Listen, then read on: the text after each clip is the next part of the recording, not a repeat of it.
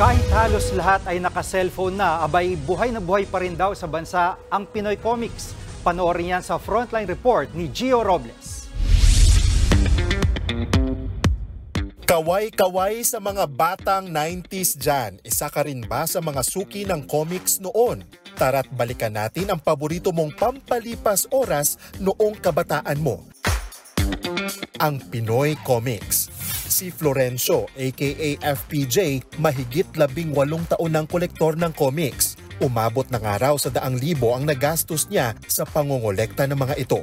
Yung bata ko, mahilig din ako magbasa ng mga comics sa newspapers kasi parang sa dyaryo, hindi ko binabasa agad yung balita. Pumunta agad ako sa comic section. Na-pick yung interest ko to check out other Pinoy comics.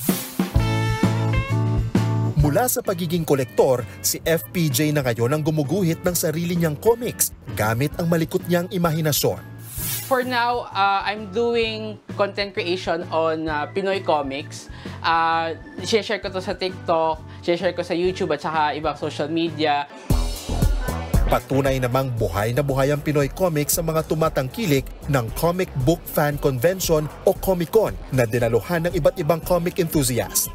Ang Comic-Con ay higit 15 years na gumagawa ng mga event para sa mga comics creators. Mahigit siguro 70 to 80 to 100 artists ang usually na dumadalo, nakikisali sa amin, nag-exhibit sa mga events namin. Iba't ibang klase ng comics ang makikita nyo rito, mula sa black and white hanggang sa mga mano-manong watercolored at digitally colored comics ay nandito. Ang mag-amang ito, nilibot bawat sulok kahit bagets pa lang, mamulat na sa Pinoy Comics. Much better first na mas ma-expose sila sa mga local comics before yung mga international comics. Mas gusto kong suportahan muna natin yung sariling atin. Ang tinuturing na ama ng comics sa Pilipinas ay walang iba kundi ang ating national hero na si Dr. Jose Rizal. Drawing siya ng mga istorya sa pagkakasunod-sunod, no, parang yung comics natin. At may mga dialogue. Hindi totally namatay ang comics. Patuloy siya na binubuhay dahil mahalaga siya sa kulturang Pilipino.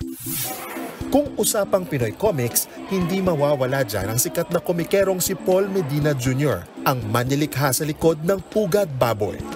Importante panatilihin natin ang industriyang ito. Kasi yung creativity ng mga bata, mas ma-harness mo yan. Minsan yung attention span nila maiksi eh.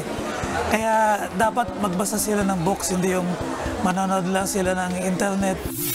Kung pananatilihing alive and kicking ang comic industry sa Pinas, mas lalong makikilala ang world-class na husay ng mga Pinoy comic artists. Hanapin niyo yung niche ninyo, yung kung saan kayo interesado. Yun ang kunin ninyo para hindi niyo pinipilit yung sarili niyo na basahin. Kung may tunay na superhero sa kwentong ito, walang iba kundi ang mga artist na nagtatayo ng bandila ng Pinoy Comics. Nagbabalita mula sa Frontline, Gio Robles, News 5. Mga kapatid, Jiggy Manikad po, iba na ang may alam at may pakialam sa panahon ngayon. Para sa konkreto, kumpleto at komprehensibong balitaan sa Frontline, mag-follow at mag-subscribe sa social media pages ng News 5.